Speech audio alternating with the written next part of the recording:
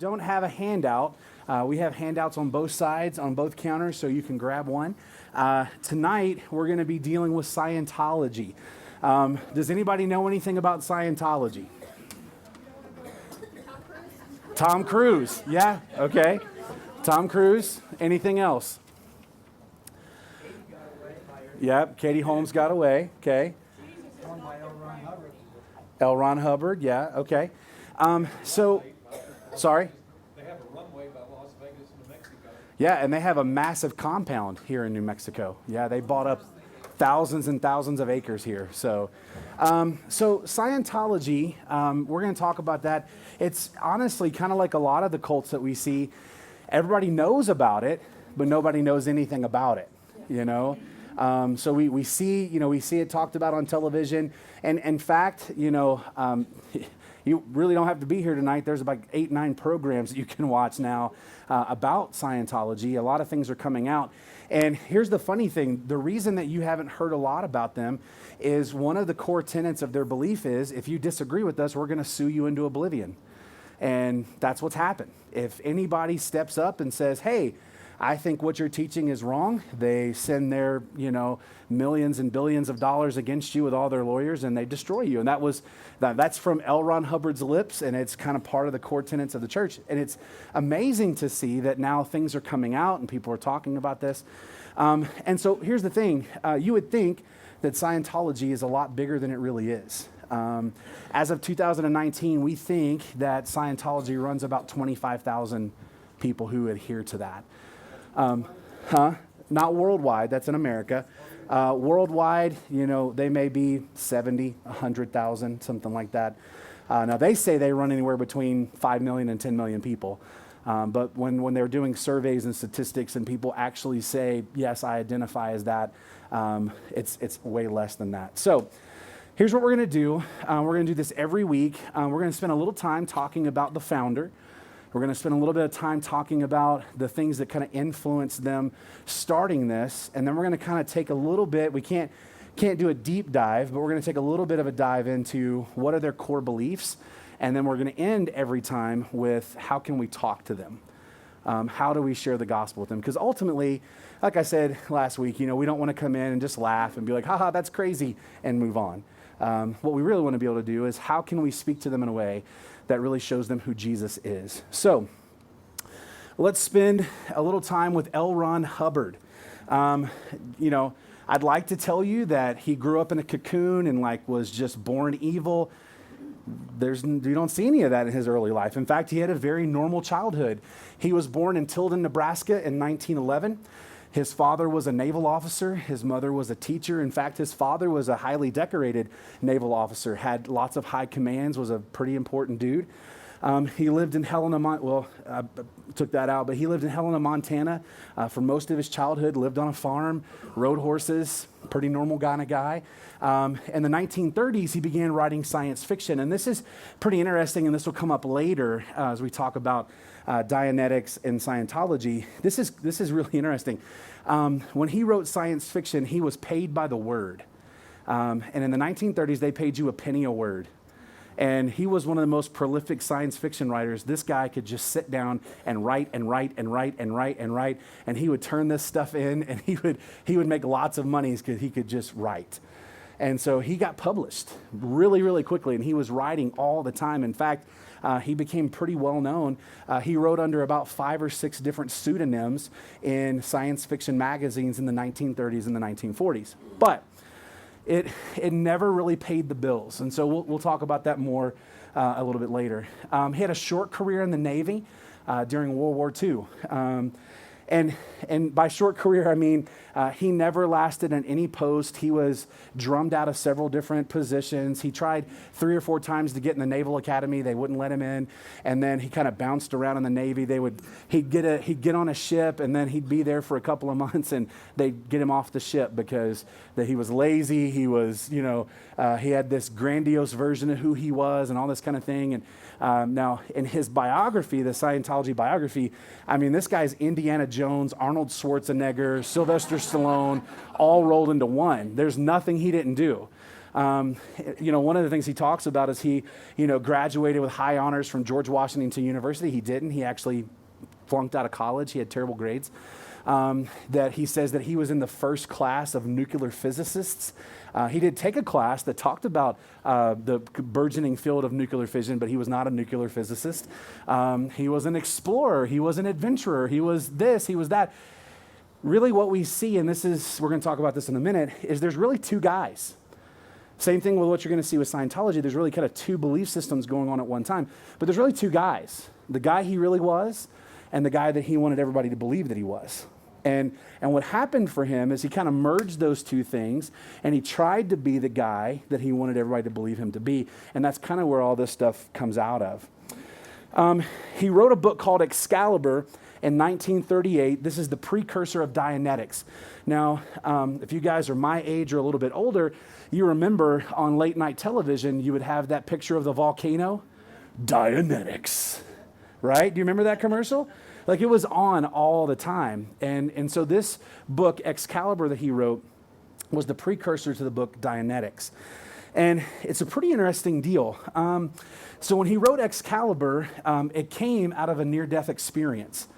Now, again, this is where myth and legend and all that stuff kind of mix. The story of this got bigger and bigger and bigger. So he had a near-death experience. And I don't mean to make fun, but I've never heard of having a near-death experience in this way. He went to the dentist to get a tooth extracted. They put him on nitrous oxide, and he had a near-death experience. And I think probably what happened is they hit him too hard with the nitrous oxide, and he had he was high, is basically what happened. But what happened, he supposedly died for 8 minutes. Now, here's the problem. Nobody there can corroborate it. Paramedics weren't called. He didn't go to the hospital. Generally what happens if you die in the dentist's office, you don't stay in the dentist's office.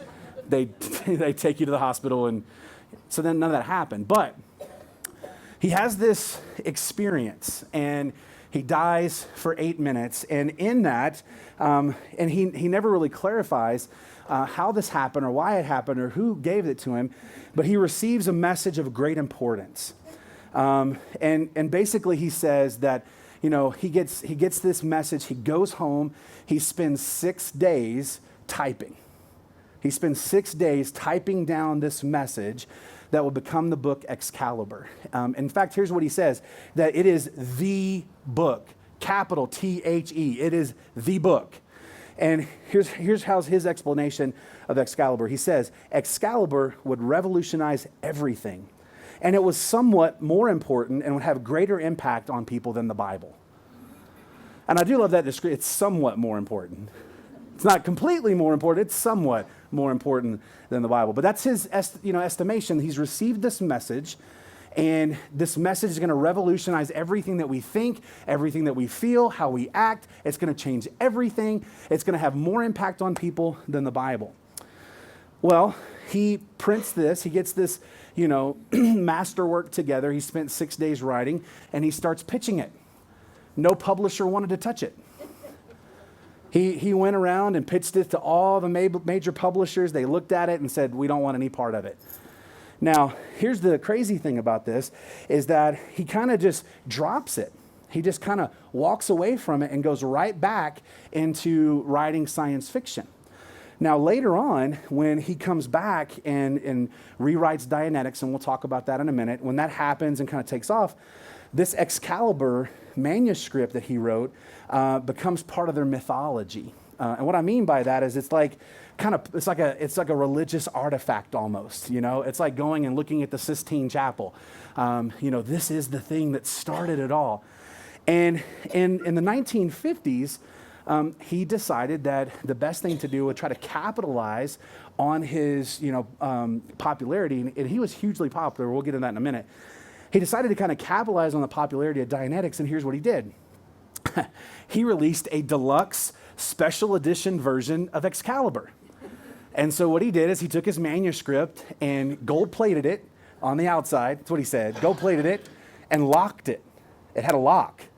And you had a special key that you had to have so that you could open this to read it. They were selling in the 1950s for $1,500 a copy. which would be $17,000 in today's money. Now, this is how he marketed this book. Now, Dianetics was out.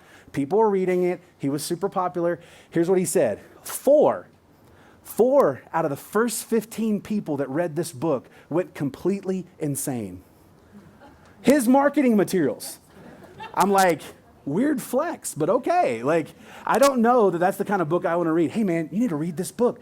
4 of the first 15 people that read it went completely insane. Like, that's not a great chance, right? Like, that's not a great percentage that I'm going to read this and get out of it, right? Now, here's the thing. You spent $1,500 on this book. To get the book, you have to sign a waiver that says you will not show the contents to anybody else. The contents are so dangerous and so revolutionary that you cannot show anybody until L. Ron Hubbard dies. So I don't know. I mean, so it's this really weird thing. We really don't know all the stuff that's in that book. It's changed over and over again. And we'll talk about that more because Dianetics has done the same thing. And so let's get into Dianetics, the book that really kind of started the whole thing. He wrote Dianetics in 1950.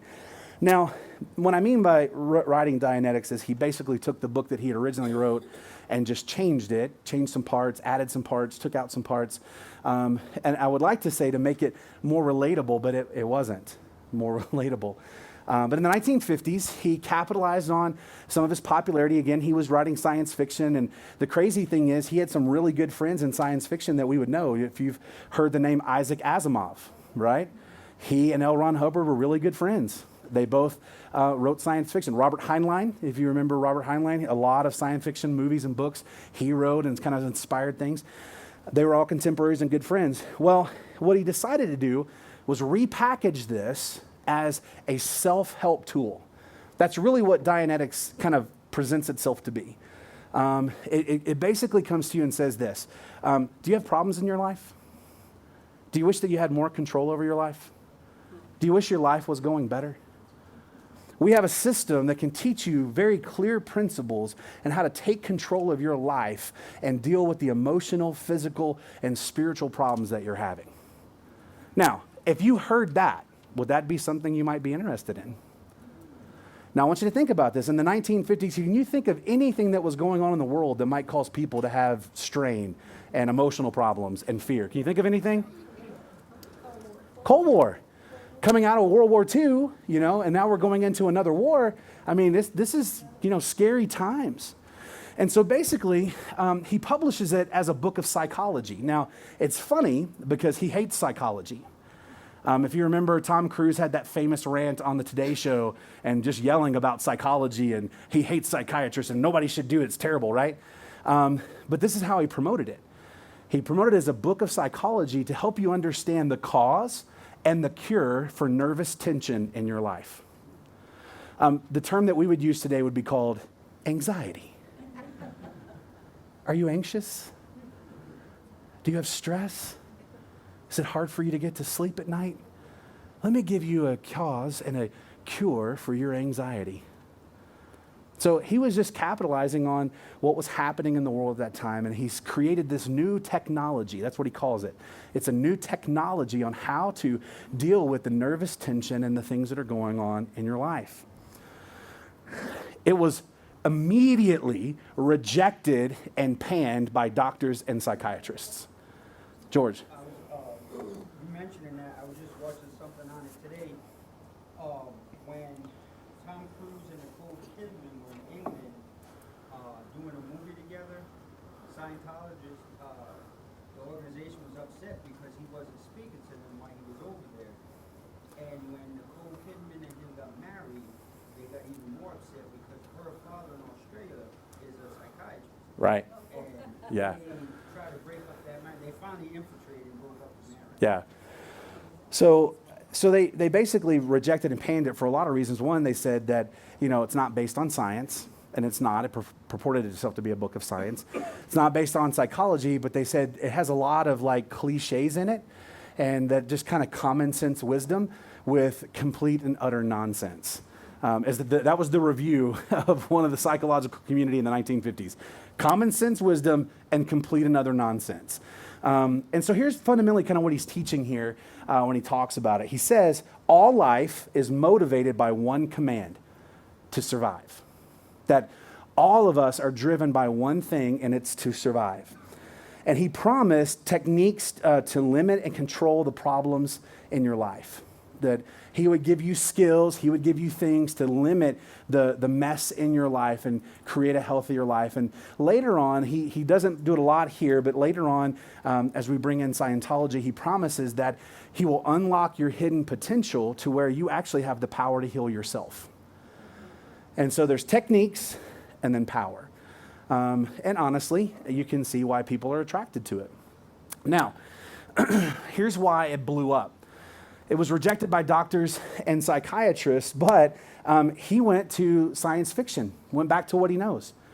He took it to the science fiction magazines and started publishing articles, and people were just loving it. It was a awesome thing. He was going to sci-fi conventions in the 50s, and he was auditing people, and we'll talk about what that is.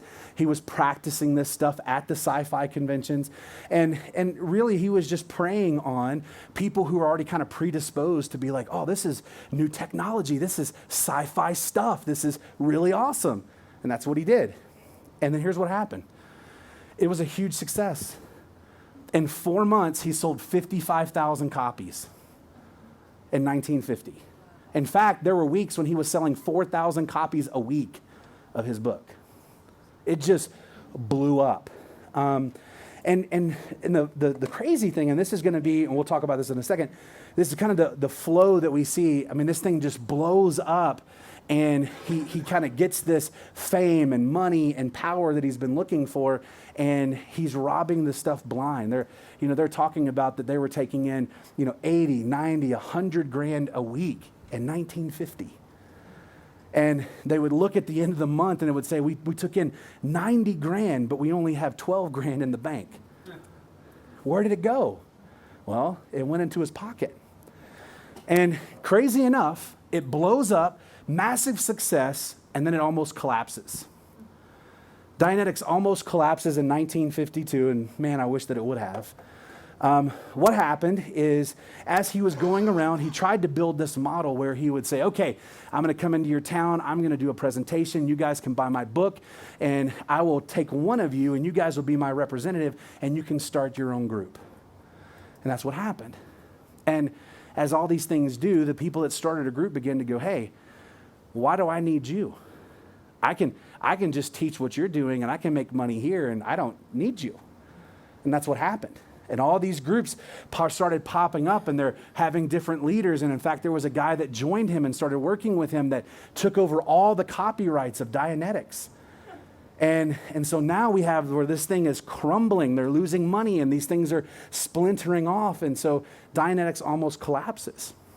So he did something really smart. As the splinter groups and the internal power struggles, he came up with Scientology.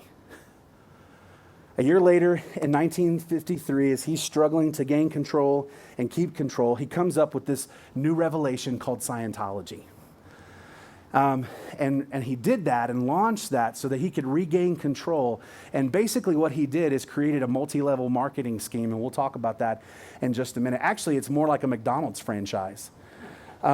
So he is the owner, and you come in and he sells a franchise to you, and you can go open it up, but you got to pay 10 to 20% to him of everything that you make. You have to do that back to the Church of Scientology headquarters. And so what happens, Scientology would have never been a thing if Dianetics hadn't almost collapsed. So he creates this thing to say, I'm going to give you techniques, and I'm going to give you things to control your life, to deal with nervousness and anxiety, and to deal with your emotional and internal problems. And then he decides, no, it's going to be a religion. Now, there's a lot of things behind that, and I don't want to spend a lot of time on that, but I do want to say this. Up until this point, from the time that he originally wrote Excalibur in 1938 till Dianetics in 1950 until now, one of the things that he had clearly said over and over and over again, and we're going to hear it in the beginning of Scientology too, is religion is bad. Religion is a trap. Psychology is a trap. They trap you into the way that you live, or they trap you into slavery, and I'm trying to set you free. It's funny that when he needed control and he needed protection from the government, because the government was coming in and saying, you're not paying taxes on this money. We see that you're making this money hand over fist.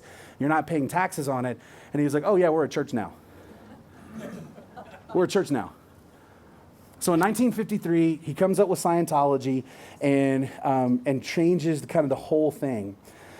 And then from 1953 until he died in the early 80s, Scientology and him personally were plagued by investigations, legal troubles, and scandals.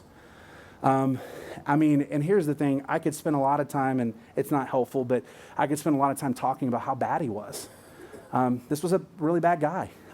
He had multiple wives, he had multiple kids, didn't see a lot of his kids, and disowned kids, and he was constantly blowing up marriages, and there was lots of reports of abuse, and just all sorts of things.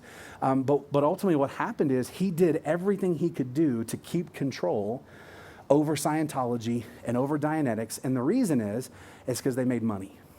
Now, this is disputed by a lot of people, but from the reports that I've read, a lot of the people in his inner circle, Isaac Asimov and Robert Heinlein and all these guys, would joke, the real money is in creating your own religion. Oh, you can write books and you can write sci-fi, but the real money is creating your own religion. And people say, oh, that didn't happen, but I've read things where they had multiple reports that they've talked about this, and he said that. And so, I think that's one of the reasons why he made this, that he took this thing and turned it into a religion, because that's where the money is, And sadly, I just want to say this because you may be thinking, well, why is that? Well, when you take something like this and you pull God out of it completely, and it's just a business, what better way to get people on the hook than to tell them that their eternal soul is on the hook? And if you don't care, and you're not standing before, or having any care or concern about having anyone to stand before in an authority position like I'm standing before God, then you can do what you want. And he did. So it was plagued by investigation. So here's the thing I want to get with real quick. What were some influences on his belief system? How did he come up with Dianetics? How did he come up with Scientology? Well, he had a supreme drive for power, for fame, for money.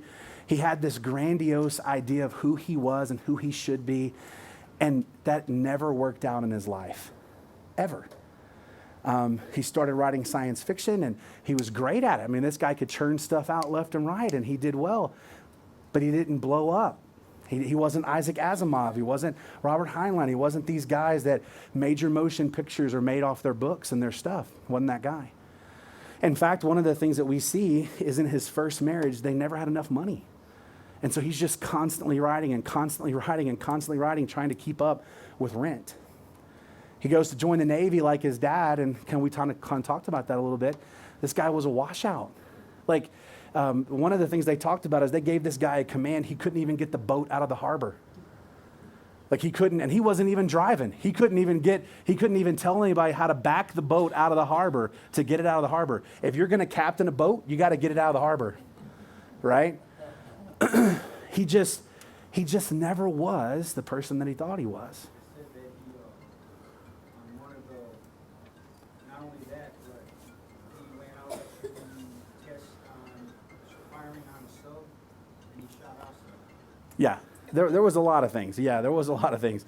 So really what drove him in this is he wanted something, whatever it was going to be, so that he could have power, he could have fame, and he could have money. And Dianetics started that for him, but that almost got taken away, and so he had to do something else. And there's another thing also that is kind of disputed, but there's so much information out there, I think that this is important to know. He spent several years in a cult with Jack Parsons. Now, you may not know Jack Parsons. He's an interesting character. This guy, he worked on jet propulsion engines. He worked for the government. He was, in one of these really high-level government positions, but he lived a double life. He seemed like this straight-laced, button-down scientist guy by day, and he was a crazy cultist by night. Jack Parsons was a student and follower of Aleister Crowley. Aleister Crowley basically started the Temple of Satan, and they kind of came out of him.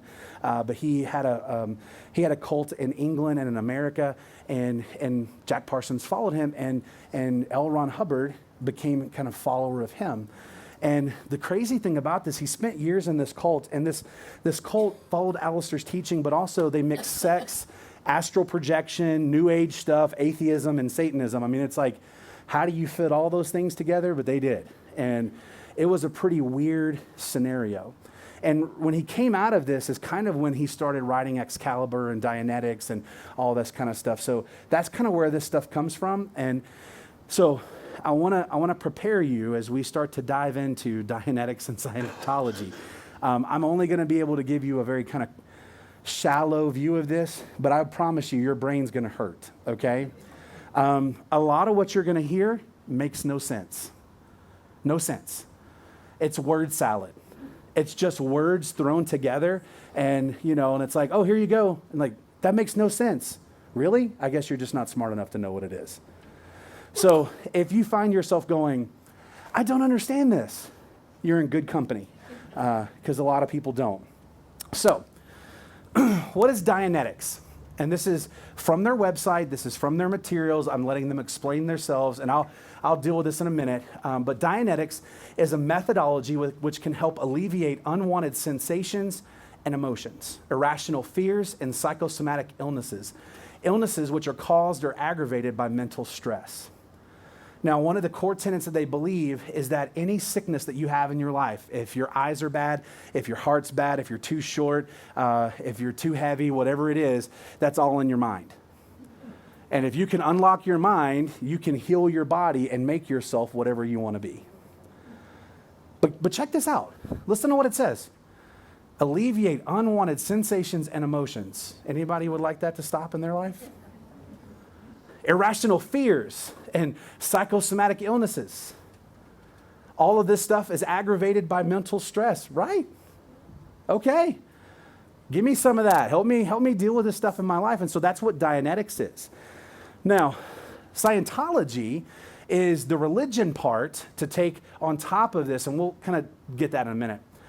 I got several of these slides, so just hang in with me. Scientology is a religion that offers a precise path leading to a complete and certain understanding of one's true spiritual nature. Now, that is a mouthful. A precise path to your true spiritual nature. Oh, no, not only that, but a complete and certain understanding of one's true spiritual nature, one's relationship to self, to family, to groups, to mankind, all life forms, the material universe, the spiritual universe, and the supreme being. Scientology addresses the spiritual being. It directly raises his awareness and his ability. And by doing so, he also becomes increasingly able to overcome the negative factors that impair him. Scientology addresses the spirit, not the body or the mind, and believes that man is far more than a product of his environment or his genes. Man is an immortal spiritual being.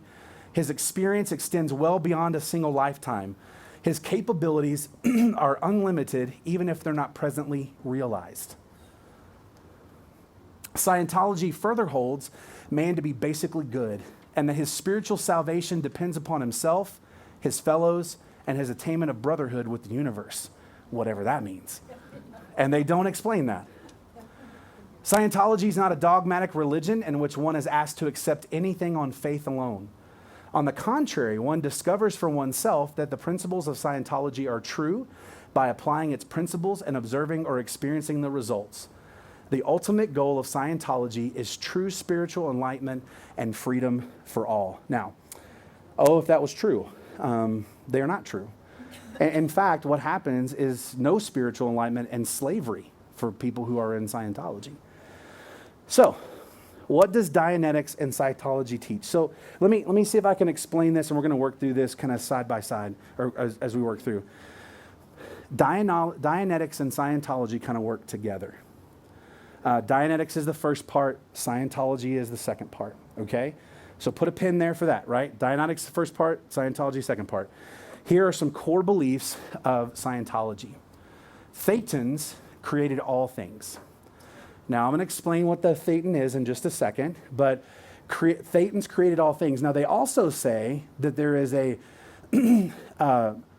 connection with the universe that is infinite, and there is a supreme being, but they never name who the supreme being is.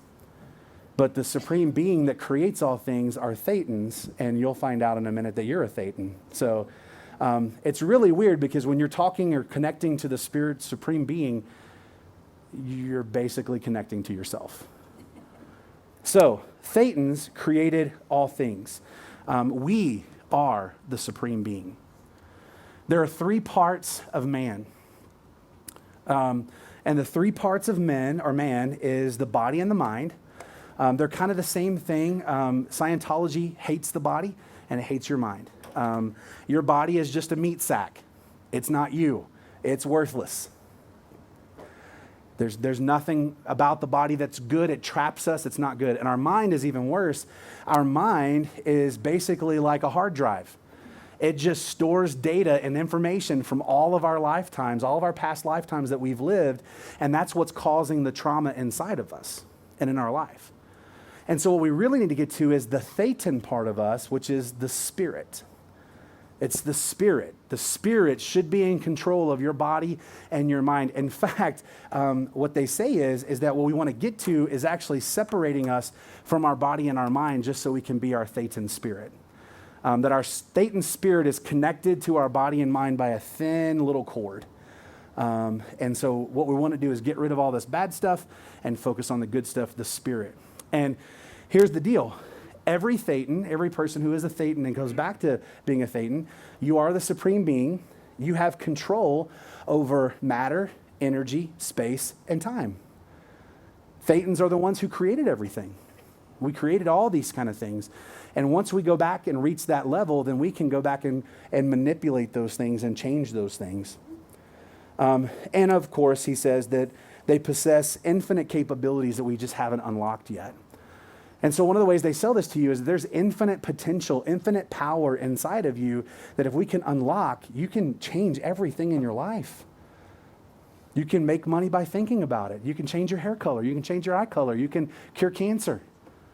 In fact, you can become so powerful that there are people who are Thetans inside of Scientology, and they can be sitting in this room and they can read every book in the library that we have in our church library while they're sitting here.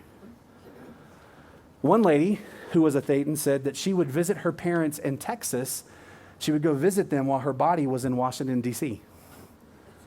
She'd go visit her parents and spend time with them and have fun with them and go on vacation with them, but her body would never leave Washington, D.C. Yeah, a lot of fun. So here's the problem. Thetans created all things. There are 3 parts to us, but there's a problem, right? Because we need to be delivered from things. We need these things to deal with the problems, the emotional stress, the anxiety, the nervousness, and all that. Well, where'd that come from? Well, Thetans are aberrated. That's his word, not mine. They're aberrated by experiences over many lifetimes. Now, they use the word sin every now and then. But when they use that word, it doesn't mean what we think it means.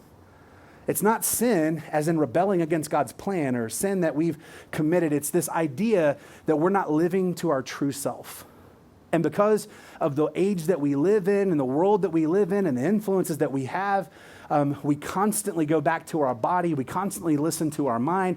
We get stuck in religion. We get stuck in psychology, and we're not free. And because of that, we enact evil on ourselves and other people. So fundamentally, they say that we have these experiences where evil's in the world and sin or, bad acts are committed, but there's no punishment for it. There's no justice needed for it. And it's really not sin in the sense that we would understand. Now, that's the problem. Well, how do you answer the problem? So let me back up. So the experiences that you have lead you into evil and cause you to commit bad acts. Once that happens, those bad acts are captured as something called engrams in your mind. What that is, basically, they talk about when you have an experience, it doesn't matter if it was, you were in Egypt, like you were in the Prince of Egypt and you were there when Moses set the people free. That imprints in your mind, and it's like a YouTube video. It's there. Audio, video, HD quality. You can pull it up anytime once they show you how to do that. And so it prints, and that's in there. And because that's in there, it's causing you all the problems that you have now. And what it does is it causes something called the reactive mind, that your mind becomes reactive to these things, and you're full of trauma from your past lives. Now, we're going to dig into this in a minute, how they work on this, and it's pretty scary how they do. But so here's the thing. Thetans are spirits. They didn't have bodies and minds. They created everything. When they created everything, they have the power over everything. But experiences by living all these multiple lives have caused us to attach to bodies and minds and all these kind of things. And now we have trauma from our past lives. And Dianetics helps us resolve the trauma from our past lives, so then we can move into Scientology and go back to being a Thetan. Got it? Nope? Okay. They teach that you cannot reach your full potential until you're clear. Now, there's 2 stages in this, and we're going to get back to this in a minute. There's 2 stages within Scientology. It's called clear. That's where you clear out all the YouTube videos in your browser history and clear out the trauma of your life, and you're clear. And now you can start on your journey to becoming a Thetan again. And that's when you can start operating in the world and changing and doing all these kind of things. Now, the way that they do that is it's through Dianetics. The way you go clear is to do Dianetics. It's the process. And the process is through auditing. Now, this is something, I don't want to take too deep a dive on this, but it's a pretty interesting thing.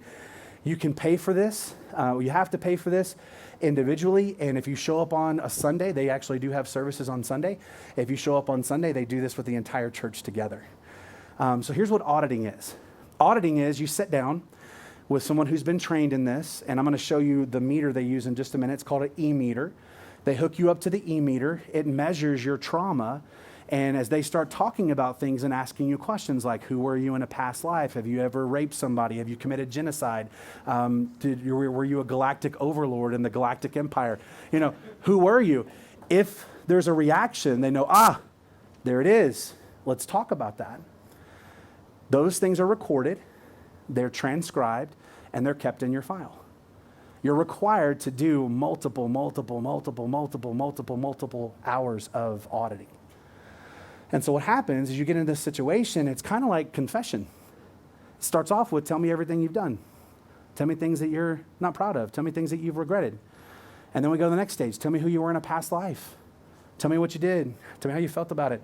And you just keep moving through these things. Now, could you imagine showing up on a Sunday morning to a service and it's like, okay, now it's time to audit. Everybody, let's go. Tell me the bad things you've done all at once. Let's go. Right? So they audit. And what happens in that, it's super intense. You're spending hours, multiple hours at a time, talking through these things, and you have somebody encouraging you and saying, go deeper, go further, tell me more. So the e-meter, and we'll look at that. I'll show you a picture of that in just a minute. And basically, they operate on the idea that God only helps those who help themselves. You heard that anywhere before? Right? We'll hit this again in a minute. It is super expensive, and it's not precise. I'll break it. I'll just go ahead and tell you now. I looked it up, and it's hard to get a current price for these things. But basically what I got was in 2019, 2020, the total cost to get clear and to become a Thetan, to have control over your life, was a minimum of $291,000. Now, here's the crazy thing. So you go through all those things and it happens, the church can decide, you're not really clear, you need to start over. Well, why? Because we don't think you're clear. Oh, okay. Can I just like go back and do? No, you start all over and you pay it all over again. In fact, there was a lady who ended up leaving Scientology. She was on the Recovering Scientology thing with Leah Remini. She went through this process twice. She paid almost $1 million. And when she did it the second time, when she got done, they told her she was going to have to do it again. The reason this isn't super precise is it changes all the time. Changes all the time. They just, oh, well, you need to do more classes, or you need to do this, you need to do that. In fact, I'm going to show you in just a minute. They have a diagram called the bridge to total freedom. And you're going to see it, and it's going to overwhelm you. The first time I saw it, I was just like, I started having anxiety when I saw it. Because it's like, this is not a bridge to freedom. But it's super expensive, and it's not precise. And what they tell you is that once you get clear, Scientology then unlocks your power as a Thetan. So they come in for the second, right? The first is we got to get you clear. We got to remove all the YouTube videos. We got to clear your browser history. We got to get the trauma out of your life. And once we do that, now we can unlock your spiritual power and potential, okay? So they have something called an operating Thetan. What that means is that you are above clear. You've gone through all these other levels. You're back to your original state now, and you're able to act in the right manner. You're able to handle things in your life, and you've recovered the ability to access your power. So you can control matter, energy, space, and time. The problem is nobody ever gets there. Oh, they do get there, and then they have to start over, because here's what happens. I've just spent almost 300 grand, and you told me now I'm an operating Thetan. I tried to make it cold in my room, and it didn't get cold. I tried to turn my hair color without using bleach. It didn't work. What's going on? Well, you missed some steps. Let's start over. Let's start over to make sure that it works. So, now here's the real thing. When you become an operating Thetan, you go clear, you go to this next level, you kind of really start the Scientology stuff. They call it the OT phase, operating Thetan. This is when you get the story that nobody wants you to know about. This is when you get the story of what's really going on in Scientology, and it's the story of Xenu. All right, everybody take a deep breath, because it's about to get deep, okay? Story of Xenu. So, L. Ron Hubbard wrote this, and there's a lot of dispute. They're trying to say he didn't write it, but we have all the documentation and his handwriting, all this kind of stuff. Here's the deal. Are you ready? So, there was Thetans who have existed. They've always existed. At one point in time, they got bored. They got bored because there wasn't anything to do. And so they created something called MEST, matter, energy, space, and time. So they created the universe. That's their creation story. And so these beings created everything that there is, and they populated the universe, and they started to populate planets. And as you know how things go, they overpopulated the planets way too quickly. L. Ron Hubbard estimated that the planets that they were dealing with had 250 million or more people on them, and it was just overpopulating. It was destroying the universe, and something had to happen. Oh, and I forgot. They were part of something called the Galactic Federation. And in the Galactic Federation, there was a man named Xenu. He was the Galactic Federation administrator, and he decided to jump in and save the day. And so here's what he decided to do. He rounded up all the Thetans that he could round up and brought them to Earth. Earth was unpopulated. It was not inhabited. And he brought these Thetans and he put them in clusters in all the volcanoes in Earth and dropped hydrogen bombs on them to kill them. But what happened, now remember I said uninhabitable, right? Nothing here. When he blew them up, they attached to human bodies. So if you have a place that's uninhabitable, how do you have human bodies? But he blew them up. They attached to human bodies. He did a mind wipe on all of them. He erased all of the history. They don't know who they are. They don't know what they're doing. And that's when he implanted religion so that he would keep them prisoner with religion, and they would never find out who they really were. Some Thetans got away from this. They captured Xenu. They put him in prison in a mountain somewhere here on Earth. And it is the Scientologist's job to get clear, become a Thetan, and get everybody else clear. But here's the problem. If we get too many people clear, Xenu will find out about it, and he'll come back, and he'll destroy everybody. So we need to do it as fast as we can so that he doesn't know that it's happening. Now, I want you to think about this. You have spent $175,000 to get clear. You come to your next class and you sit down and they drop this on you. This has taken you months, if not years, to get here. Do you see the bait and switch? Like, can you imagine being in that moment? I read an account of a guy, and it was heartbreaking. I read an account of a guy who had spent time and money and effort, and he's talking about, we're sitting there, and there's a whole video. You can look it up on YouTube. Go type in Xenu, and you'll see this really weird cartoon. I think it's from the late 70s, early 80s. It is hilarious. You can see it, and it'll corroborate everything I just said. He said, I watched the video, and he said, I became sick to my stomach because I began to go, what have I gotten myself into? Now, here's the problem. If you ask that question, guess what you have to do? You got to start all over. He said, I did everything that I could to pretend that I was okay, to get out of the room. And that was the beginning of the end for him. So here's this thing, and it's the craziest thing. They have this veneer of science and technology and these kind of things with this thing that undergirds it is just absolute craziness. And they fight really hard for people not to find out about this, because could you imagine showing up and saying, hey, what do you guys believe? And then I repeat the story that I just told you. Oh, and in fact, that part of their training, it's called OT3 training, is called the space opera. The space opera. And if you're grasping for what that sounds familiar like, just think of Star Wars. Because it's basically a low-rent version of Star Wars, right? Yeah. Does this not sound like a sci-fi story? It is. And here's the thing. Why wouldn't it sound like a sci-fi story? So, this is the bridge to total freedom. So you start out down here, the need for change, and you have to work all your way up. You have to do both sides. So this side, this first side here, is where you come in and you have to go to all these grades and all these classes to get clear. Once you get clear, then you start this another level, and you've got these levels until you get into the OT classes where you can become an operating thetan. And then you have the operating thetan. And they've actually added 1, 2, 3, 4. They've added 6 levels on top of the last one.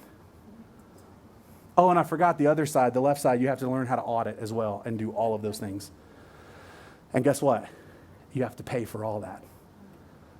Last time that I checked and I read, the last time we have actual figures on that, it was $800 an hour to be audited. Minimum auditing session is 3 to 4 hours.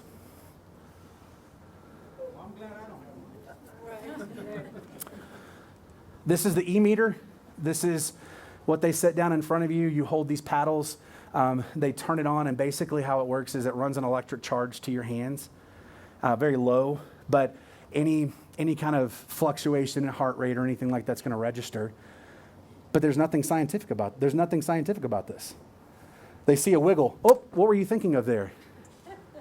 Was that a past life? Let's talk about it. All right. How do I share the gospel? One of the things that we want to do, let me start by saying this. Look, I know that when you start going through these things, it's like, man, that is just crazy.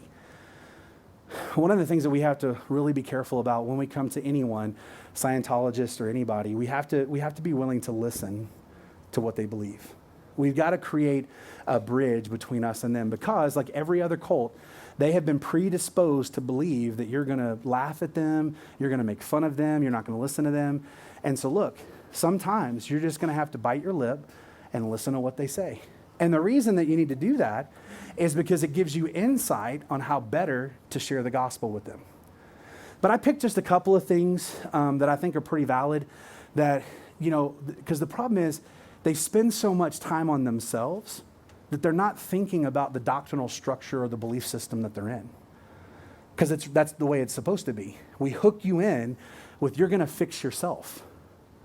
I mean, think about that. You have the power to fix yourself. Wouldn't we love that? And so you spend so much time on yourself that all this other stuff creeps in, and you don't really think about it, because it's like, well, I don't have time to think about that. I got to fix myself. So here's the first question. Who or what is the supreme being? Now, in their own literature and materials, they talk about that every great religion has a supreme being, and so do they. But the funny thing is, they never define who the supreme being is. That they have 8 levels inside all these. I mean, like, literally, it's like anagrams and lists and checklists and all this kind of, like you do the 3 this and then the 8 that and then the 12 this and the 24 that. But in their 8 things, there's an 8th level called the spiritual dimension, where we hook up with affinity. We become brothers to, the universe and with the Supreme Being. Who or what is it? And so one of the ways that we can talk to them is to say, listen, I'm glad that you think there's a Supreme Being. Would you like to know who he is?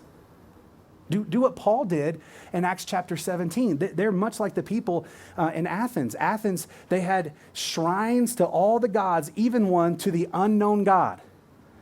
And Paul walks in as a great, understanding of the word, and he says, listen, I see that you're religious. I see that you're spiritual, and you have a shrine that says to the unknown God. Let me tell you who he is. You don't have to worry. Let me tell you. So here's what we say. There's only one God. There's only one God. Isaiah 45 verses 5 and 6 that I put in your notes. It says, I am God and there is no other. There are no gods before me. There are no gods after me. Because here's the thing. Like I told you, it's kind of squirrely how they talk about this, that you need to talk to the Supreme Being and believe in the Supreme Being. But if you're a Thetan, you're the Supreme Being. And so one of the things that we would kind of come to them and say, look, if you're the Supreme Being, you've messed your life up. Why would you trust yourself? Why would you believe in yourself? Why would you want to go back to that again just so you're going to do the same thing? What guarantee is there that you haven't done this a million times before? Now they'll say, well, Scientology wasn't around. But again, it doesn't change the question. And so we can say to them, hey, there's only one God. And not only that, God has made himself known. I put Romans 1:18 and 19, or 1:19 and 20 in there, 19 through 21. It's a beautiful thing in Romans 1 where God says, listen, God has made himself known to us. God has made himself evident to us. In fact, God has gone so far to show us his divine nature, his power, and his glory. That's what it says. Well, how's that happen? How's he done that? Through creation. God has revealed himself to us. You don't have to search. You don't have to pay. You don't have to climb the ladder. Walk outside and look and go, wow, there is a God. I'm not it.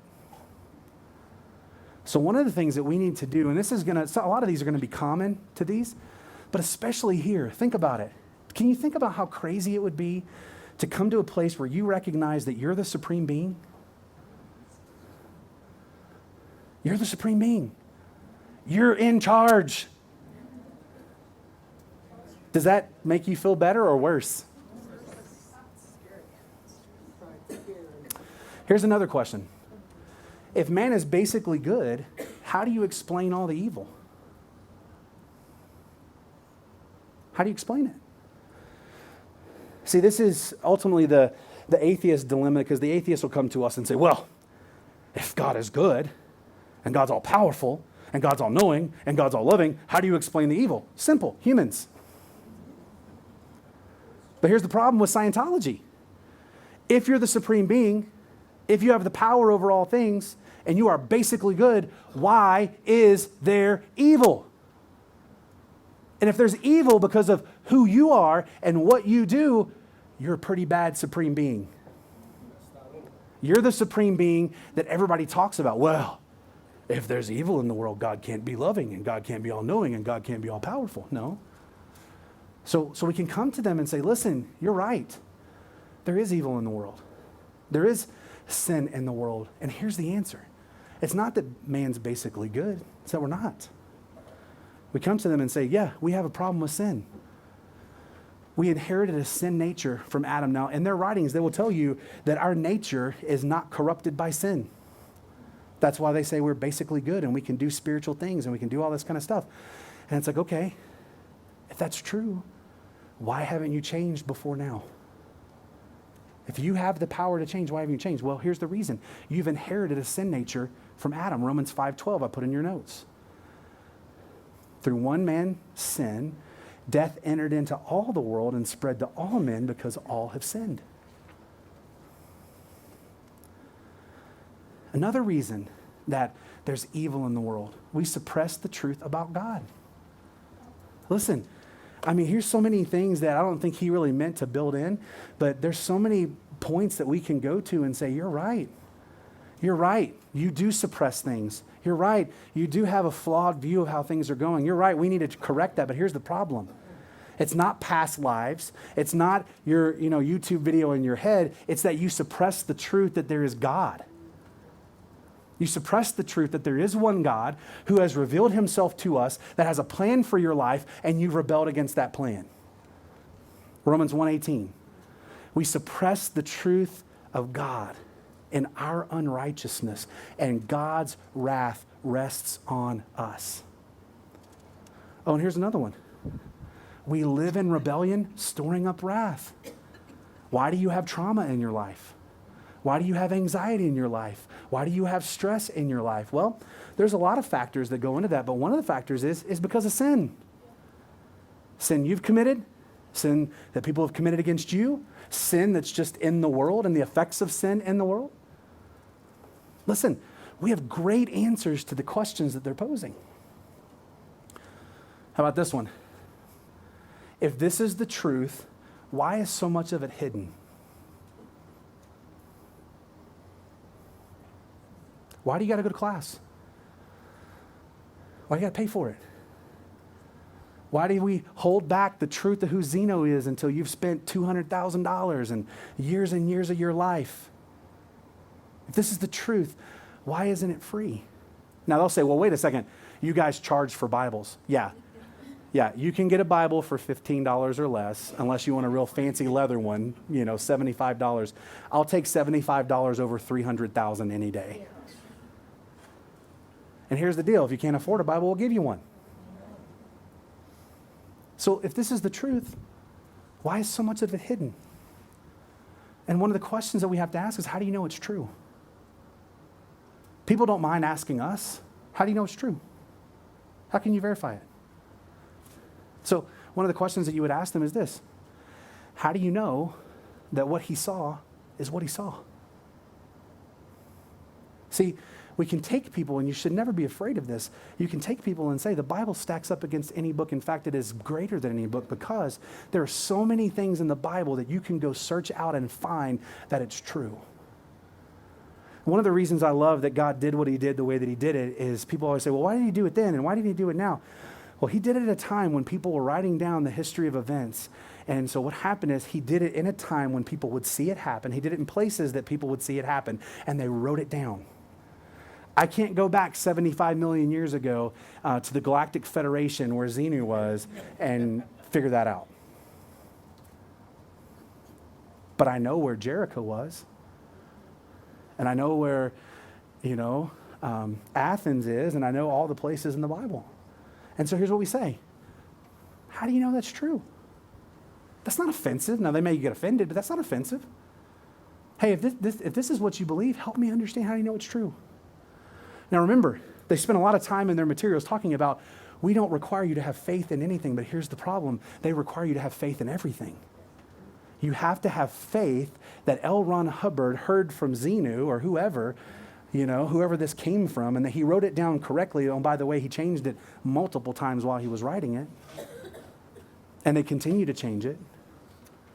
They say, oh, you don't have to have faith. We have reason. You can look at it and see that it works in your life. Well, here's the thing. You've got hundreds of thousands of people who have left Scientology, and here's what they'll tell you. It doesn't work. Doesn't work. Does it concern you that it's constantly changing? Like that woman who, she got clear, she became OT, and she was super excited, and then they tell her, oh, sorry, you didn't do it right, gotta do it again. I mean, part of it? No, all of it. She did all of it again. She gets done, and they say, oh, you gotta do it again. That was too much for her. But here's the thing. The reason you think, well, why won't people leave? Look, if you've invested over $1 million in your salvation and they keep telling you don't have it, are you going to leave? Why do we have to pay to receive the truth? Now, I've heard this, and it makes me laugh. Scientologists will say, well, you guys take up an offering at your church. Yeah, we do. It's not the same thing. We take up an offering to support the ministry of the church. I'm not charging you guys right now. Maybe I should be. Maybe I should. Next week, everybody, $800 next week, okay? This is good stuff. You're not going to get this anywhere else. But why do you have to pay? Why do you have to pay? These are questions that they don't think about, and they don't really, or they don't let themselves think about, because if they do, they get in trouble.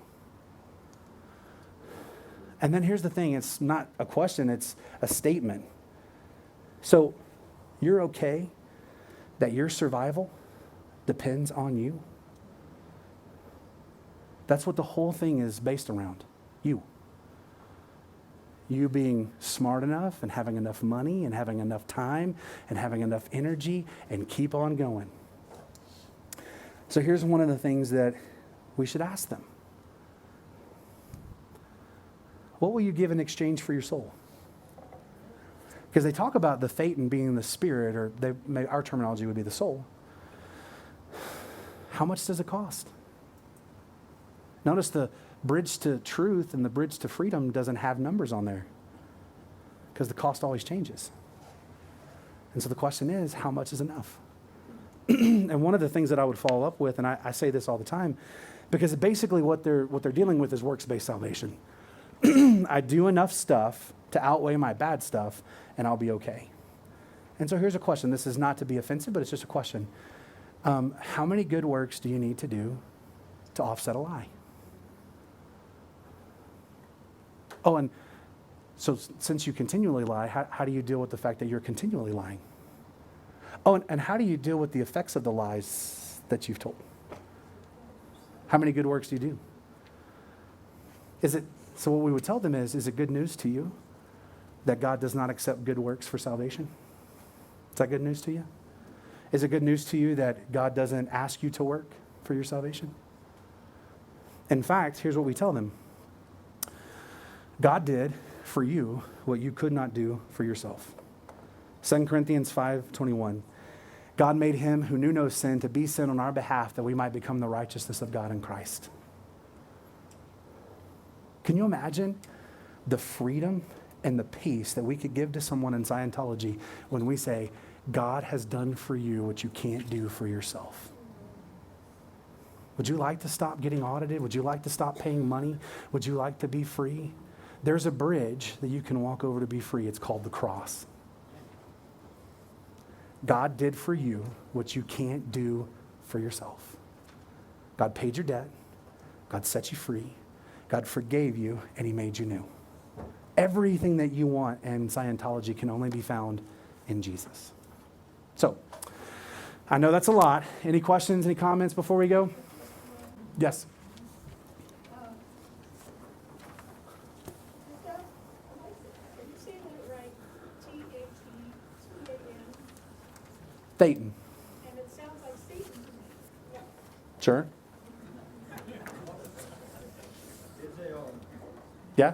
That's, I mean, no. No, they don't believe in heaven. They don't believe in hell. They don't believe in Satan.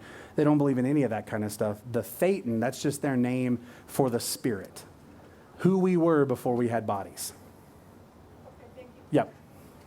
There's a good documentary on YouTube. Yeah. Scientology documentary. Right.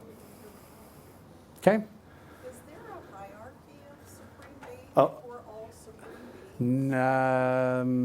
No. Is anybody more supreme? Well, here on earth, yes. There's a guy who leads the Church of Scientology now. His name is David Miscavige, and he has all power. You do what he tells you to do, or he destroys your life. So, but no. That's where things get murky. There's no heaven. There's no hell. There's really no afterlife, because you just keep living lives. So we just live. We have lived. We are living. We will live. Yeah. He's the one being sued by a lot of them. Yeah, he is. Yeah. Anybody else? Okay, let's pray. Father, thank you for tonight. Thank you for what we've learned, and help us to be able to think deeply about this and to care deeply about people who are caught in this. Father, let us found ourselves in the truth of Christ. Never stray from that. Always be ready to give an answer to those who ask why we have hope. It's in Jesus' name we pray. Amen.